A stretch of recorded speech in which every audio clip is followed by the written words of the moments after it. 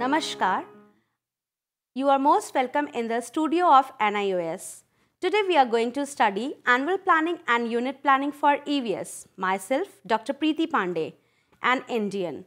Let's go with annual planning and unit planning. When we are talking about the annual planning and unit planning, the terms come, what is planning first? Now let's go, what is planning? Planning is actually an eye for an individual. It gives the direction to all of us. Planning for the classroom is an important part of educating and behavior management. Proper classroom planning will keep you organized and on track while teaching, thus allowing you to teach more and manage less. What does this imply? This implies that planning is so important that if we go with the planning, we are not mess. We get more time to teach and we have to manage less. Otherwise, if we are not planned, then we are going to manage the things and we are not able to teach more. We are not able to complete our content. So planning is very, very important. As I told you, it is direction and it is eye for an individual, for an teacher, for an student and for everybody. Planned work is very good work. It is very effective. But if we go in an unplanned way, it is very mess, you can say. We have to manage all the things and we will not get the time for teach.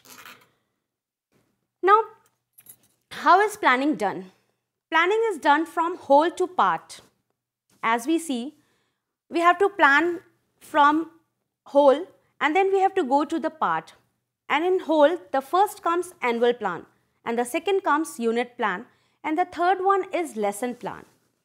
Annual plan is a big thing. And annual plan comprises of unit plan as well as of the lesson plan.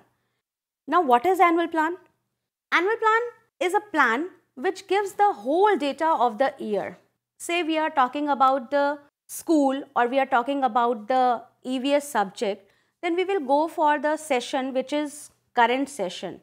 Means whatever we are going to teach from April to next May, you can say, what will be the plan. This is annual plan actually, and what does it do? It will effectively connect your strategy to execution.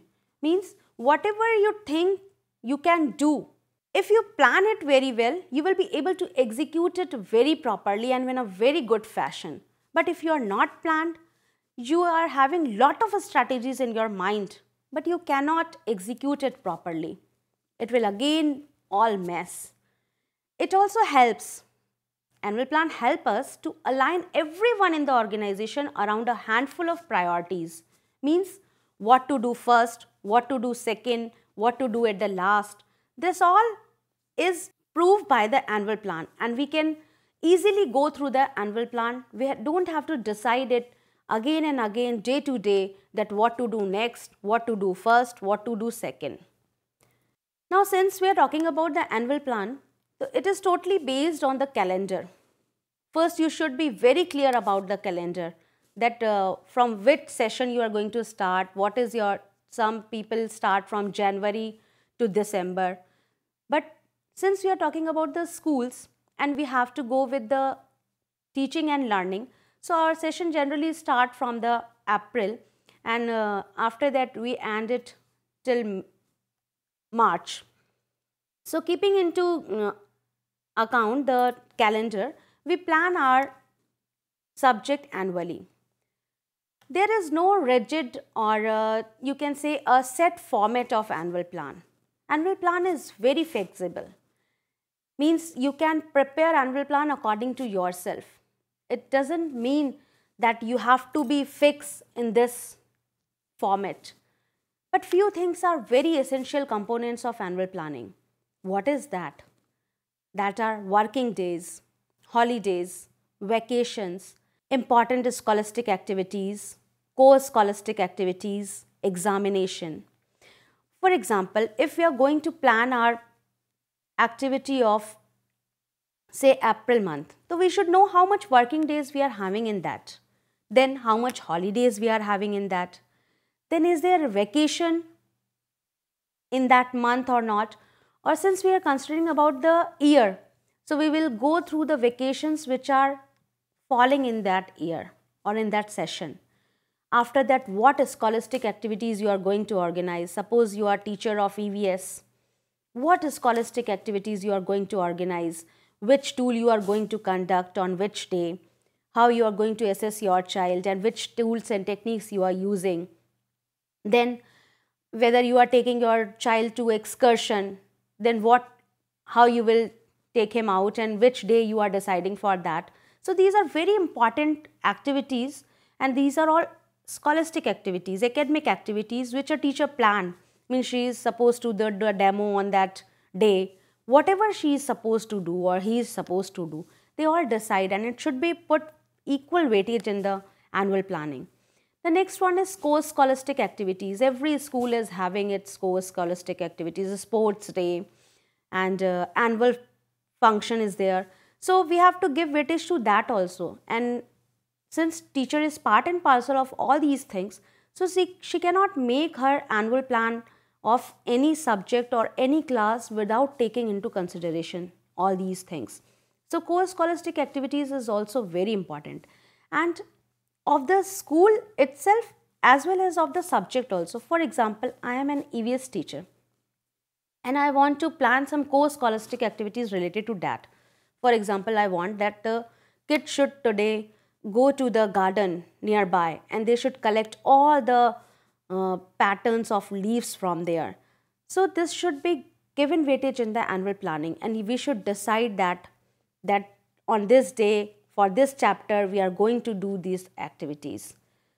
After that, the most important thing is examination. We are having so many examinations. There are FA1, FA2, and there are then SA1, after that FA3, FA4, and then there is SA2. So all these things has to be given weightage in your annual plan, and these are very essential components. You cannot deny with all these things. Now this is one of the format taken from the net, and it is of Kendriya Vidyalaya. It has been given of continuous and comprehensive evaluation. I have taken it from the net and I have made it for you. See in the next what they have made.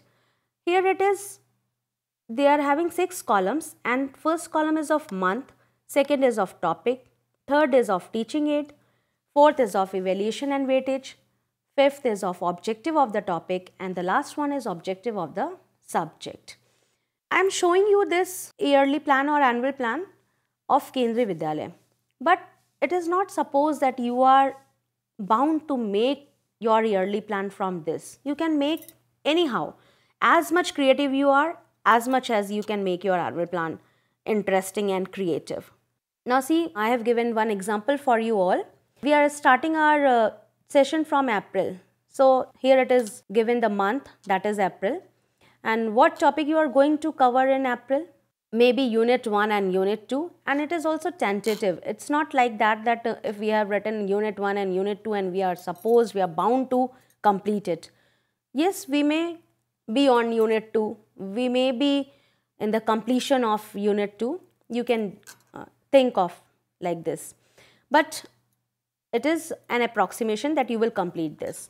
So we are going to complete unit 1 and unit 2 in April month. After that, what teaching aid you are going to use for this unit or these topics to be taught?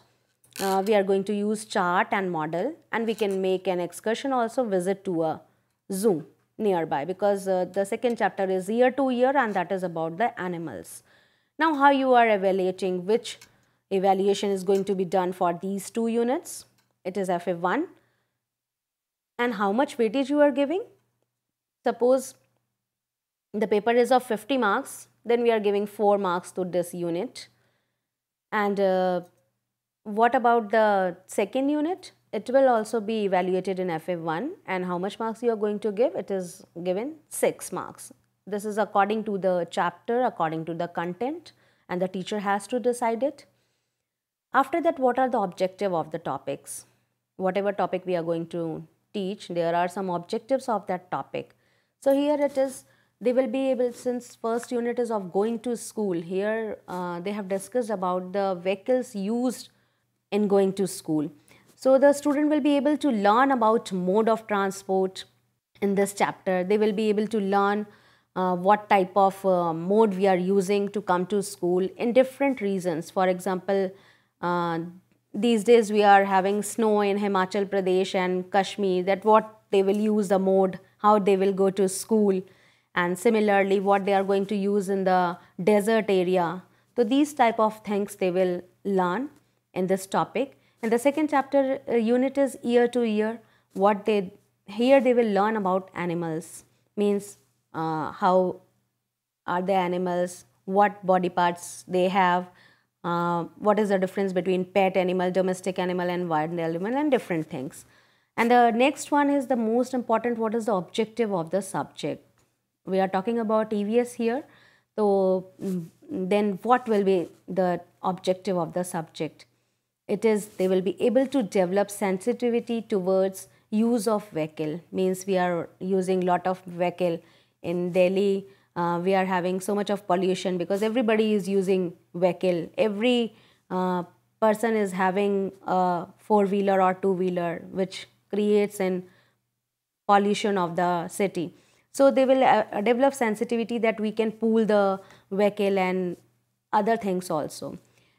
And in unit 2 they will be able to develop the sensitivity towards animals. We should not exploit animals, we should not beat the animals, these type of things.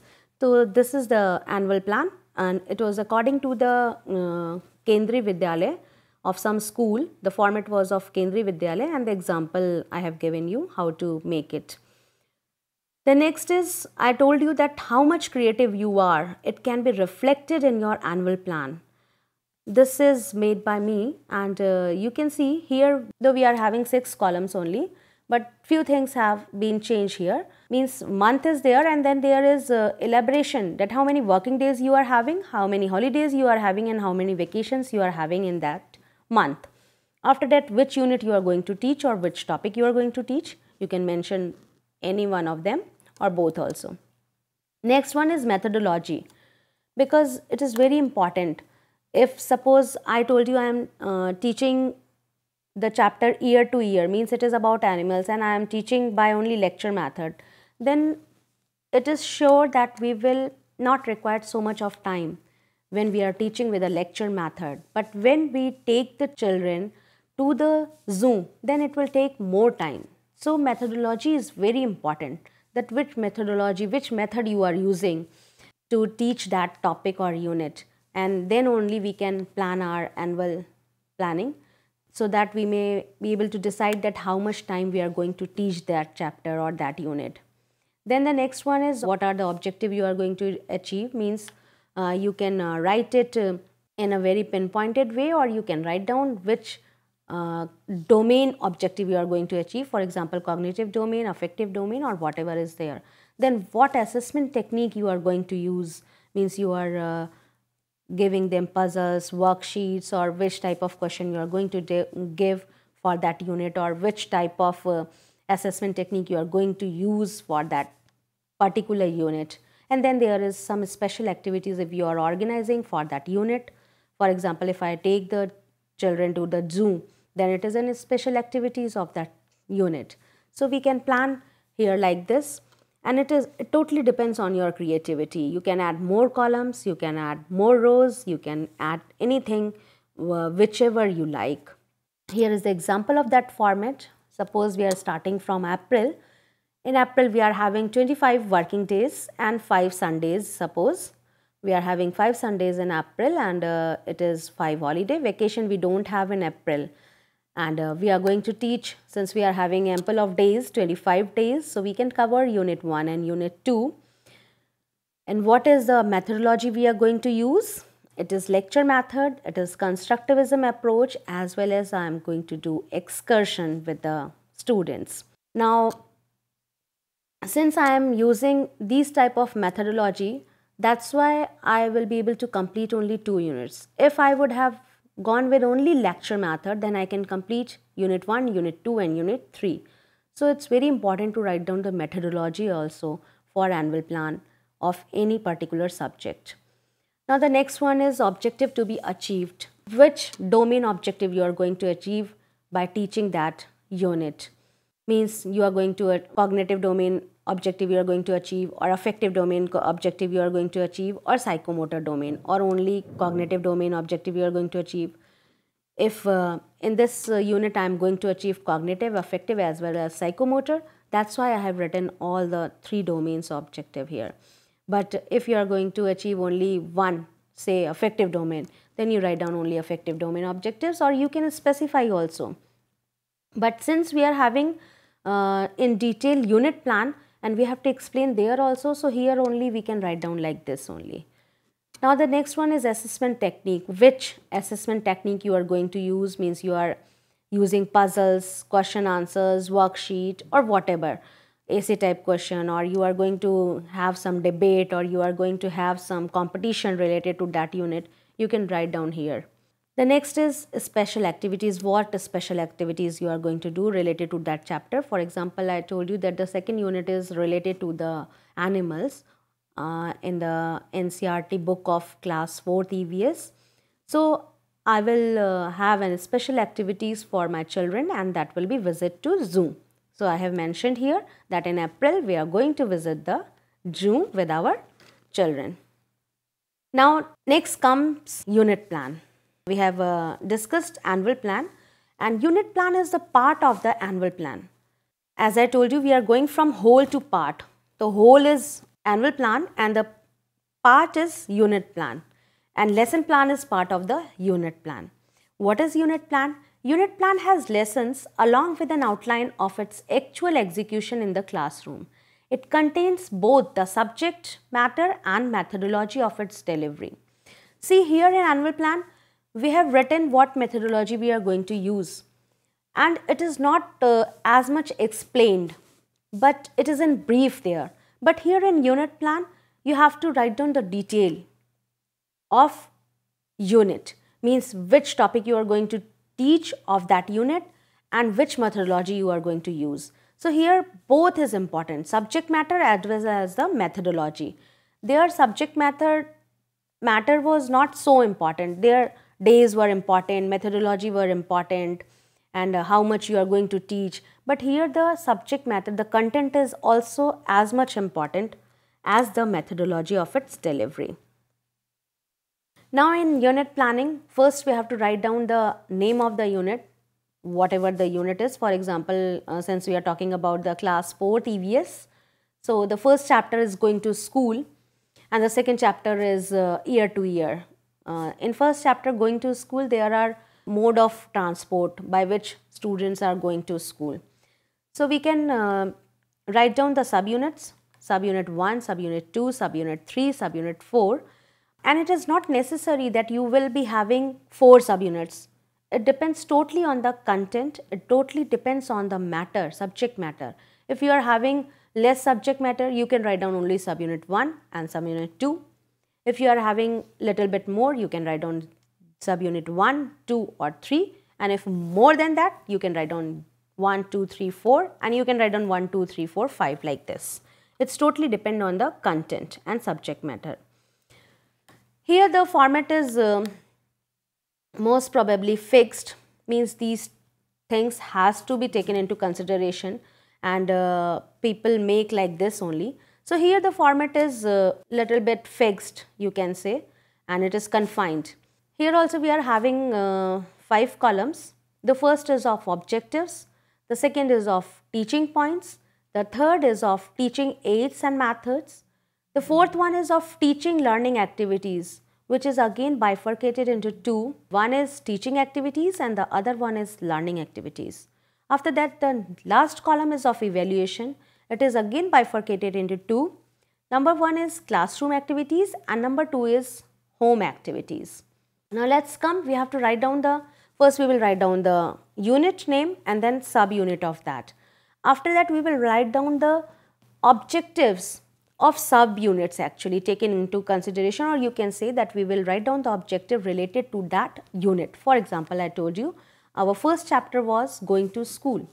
So in knowledge, what we are going to write down? Here we are going to use, and we will write down like this, that the student will be able to recall the mode of transport used while going to school. The student will be able to recognize the different mode of transport used in different areas or region. In objective related to understanding, you can write down the student will be able to compare different types of vehicles used. The student will be able to list the vehicles which are driven by the petrol and which are not driven by the petrol. They can list these type of vehicles. In application, they will reason out why to pool the conveyance, and they will be able to apply the knowledge which you have been taught into the classroom.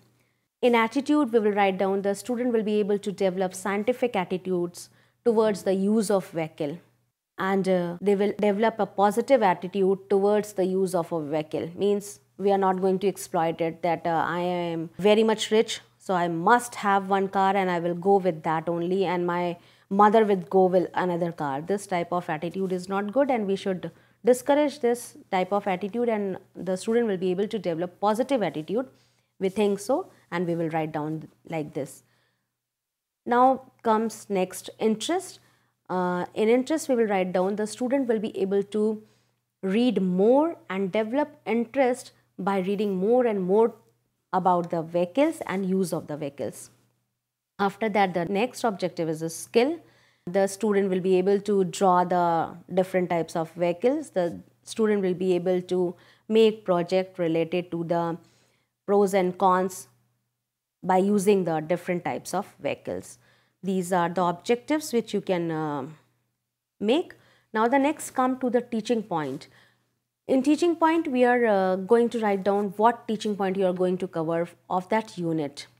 In lesson plan, we do the detailing, and in lesson plan, we have to make the plan for one classroom, and this is the plan which is made for the more than 1, 2, 3 classrooms, means periods.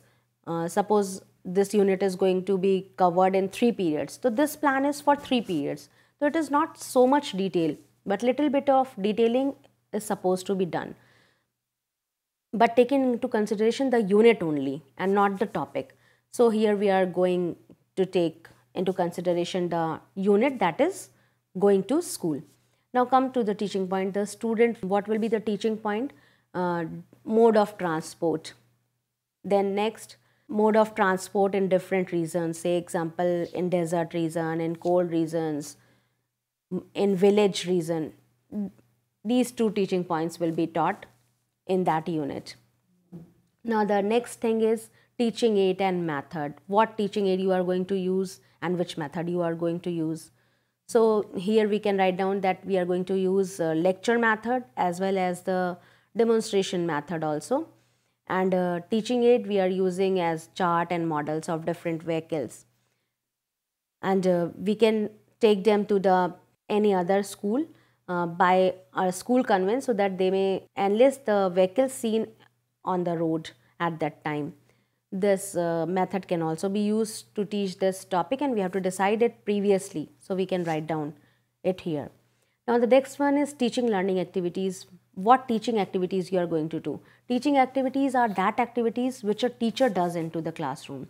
For example, if teacher is teaching the content, if teacher is giving explanation, if teacher is asking the questions, if teacher is writing on the blackboard, or if teacher is showing some movie or videos related to the content.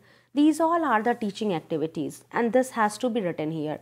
As we are teaching going to school, so we will have to write down that what are the teaching activities which a teacher is going to conduct here. Number 1 is teacher will give lecture related to the different kinds of vehicle. Second one, the teacher is going to show a movie related to the vehicles or mode of transport. The third one is the teacher will ask the questions and developmentary questions you can say, or you can say probing type of questions to make the chapter need go forward. And after that, the teacher is going to write down on the blackboard. So she is developing a blackboard summary. After that, the teacher is giving homework or whatever is there. Whatever activities the teacher is going to conduct in the classroom, all has to be mentioned here. Now what next is the learning activities. In learning activities, what the child is doing. If teacher is speaking, the child might be listening.